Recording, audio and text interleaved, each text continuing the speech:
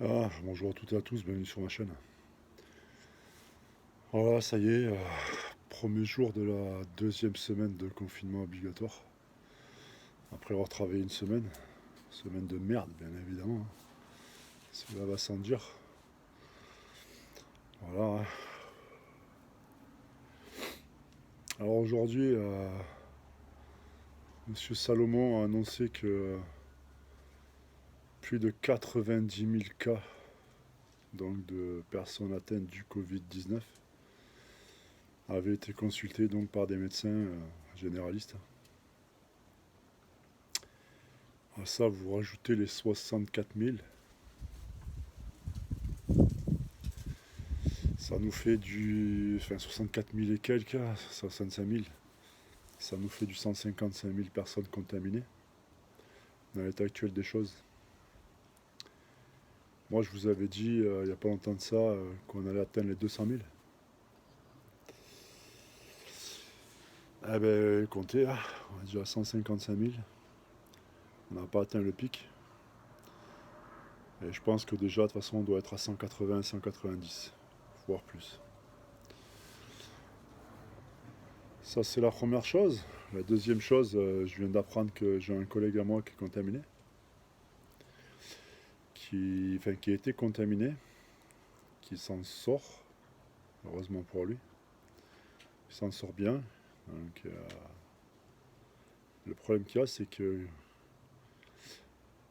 il est à la fois donc policier municipal et à la fois pompier. Et dans sa caserne, 6 pompiers ont été contaminés.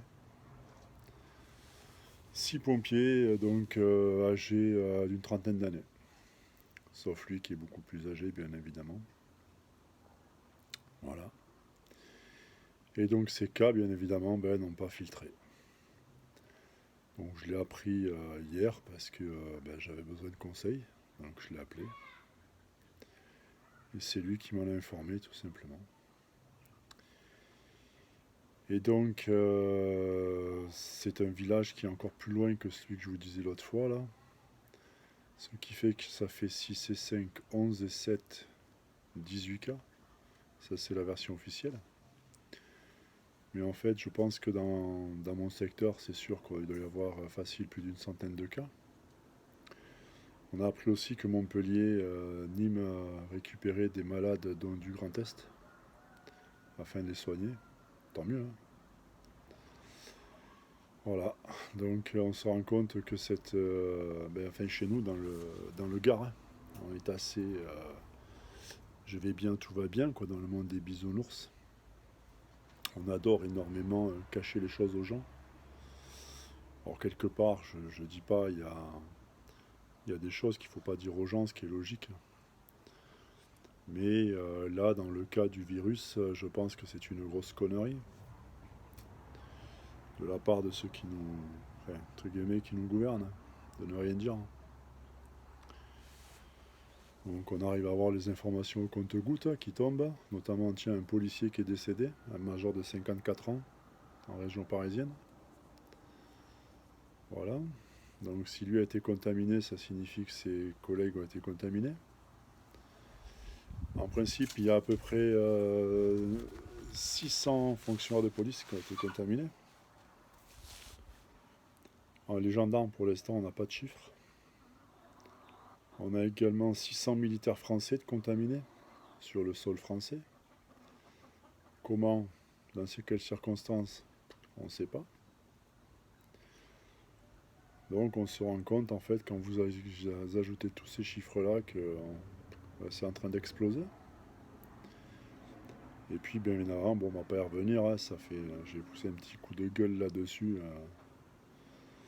concernant des abrutis qui pour l'instant continuent à ne pas respecter le couvre-feu, et y compris les sorties. En sachant que maintenant il y a de plus en plus de sorties bidons qui sont faites, d'attestations bidons, hein. Donc les gens continuent à faire prendre des risques à la fois au personnel soignant, mais aussi aux forces de l'ordre qui les contrôlent, parce que ces derniers ne sont pas protégés.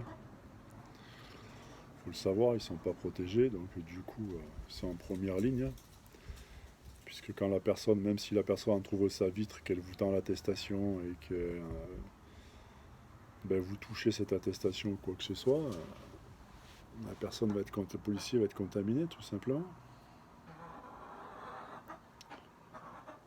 Ensuite, que dire de plus? J'ai vu qu'il y avait un monsieur Lallemand, le préfet de police de Paris, qui, je pense sur le coup de l'énervement, tout simplement par rapport à un... Excusez-moi, il y en a qui font du bruit derrière. Par rapport à peut-être un coup d'énervement, je pense, ouais, un gros coup d'énervement, un ras-le-bol, a sorti que il y avait des personnes qui étaient en réanimation qui peut-être n'avaient pas respecté le couvre-feu et les sorties. Et puis on a un médecin, donc, enfin, je sais plus comment il s'appelle ce monsieur, qui s'est scandalisé, c'est honteux pour les familles. Oui, je pense que monsieur Lallemand, effectivement, a mal réagi. Mais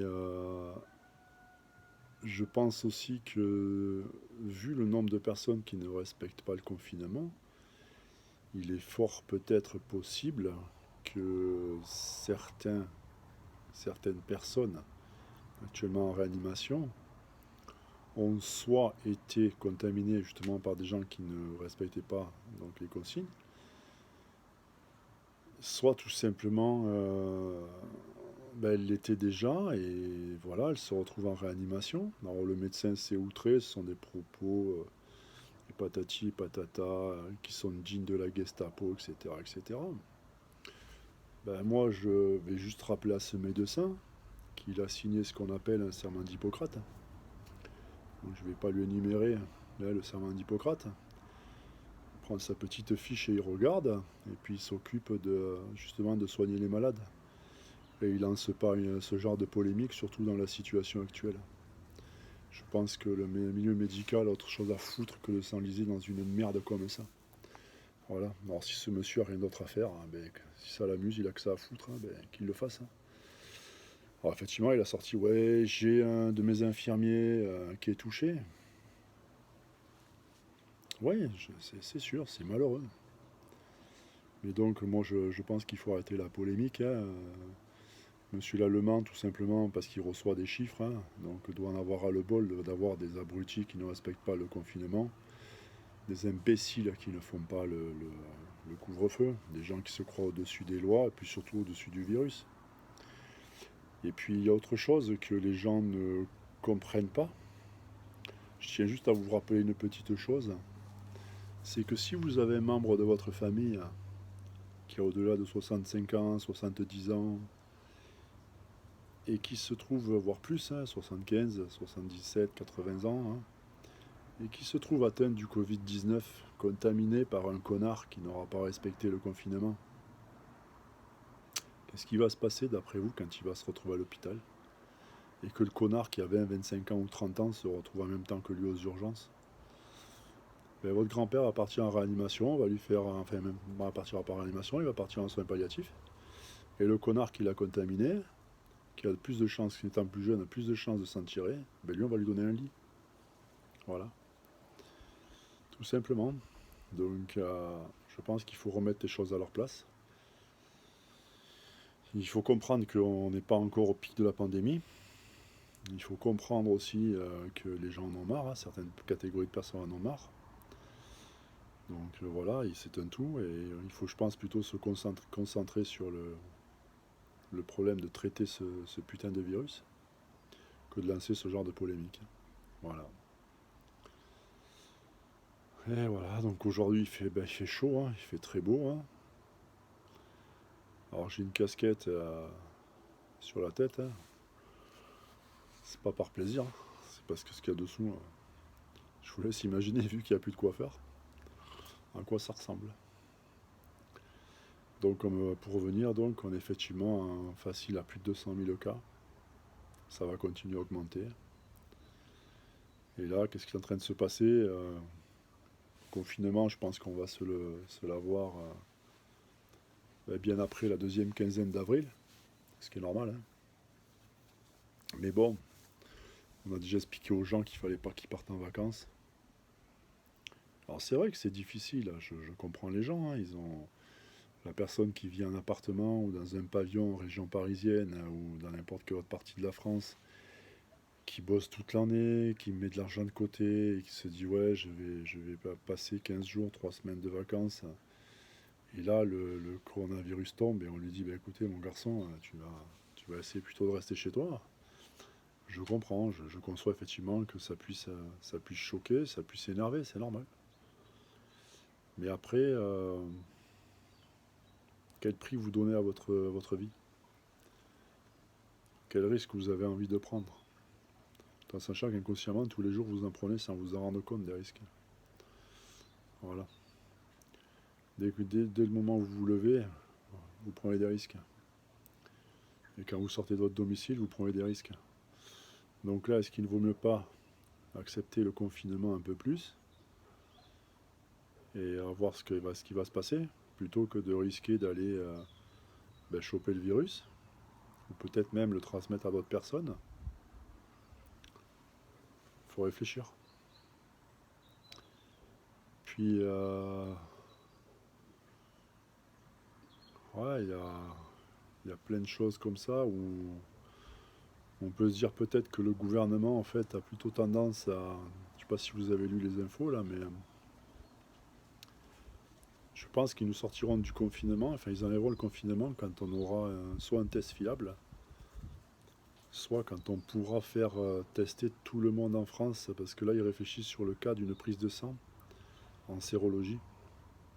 Pour faire les sérologies, je veux dire. Enfin. Et à ce moment-là, si chaque Français donc accepte d'aller voir son laboratoire et donc de se faire tester, ben déjà ça va limiter les dégâts. Tout simplement parce que malheureusement, ben, ceux qui sont contaminés donc, vont être de suite pris en charge. C'est une bonne chose parce que ça leur évitera d'aller contaminer d'autres personnes. Alors évidemment, il y aura toujours ceux qui vont mal le prendre, hein, c'est logique. Change pas un âne en cheval de course. Mais aussi, ça permettra de savoir qui l'a eu et qui en est guéri, qui s'en est guéri. Et surtout, quelque chose que vous oubliez, c'est de savoir qui est immunisé. Parce que parmi nous, il y a des êtres humains qui sont immunisés. Carrément. Pourquoi? On ne sait rien, c'est comme ça. Mais ça serait intéressant de savoir. Si déjà on a ces paramètres-là, je pense qu'on va pouvoir à ce moment-là libérer des personnes. Et l'économie pourra reprendre, pour aller travailler. Les gens qui sont immunisés, on n'a plus besoin de les confiner. Ceux qui l'ont eu et qui sont guéris, on n'a pas besoin peut-être non plus de les confiner. Et donc ça permettrait de travailler, de refaire tout repartir un petit peu l'économie. Ensuite, qu'est-ce qu'on a pu voir? On a pu voir qu'on continue à parler de cet effort national, où on va demander aux gens donc, de verser de l'argent pour l'effort national, pour redresser l'économie française. Alors je pense que si les gens refusent de verser, il y aura forcément autre chose. Hein. Donc effectivement, on verra comment ça se passe. Voilà. Sur ce, écoutez, là, je vais faire comme tout le monde. Hein. Là, je vous ai fait des vidéos de 14 minutes et quelques. Et donc, je vais réintégrer mon domicile. Et je vous dis à la prochaine.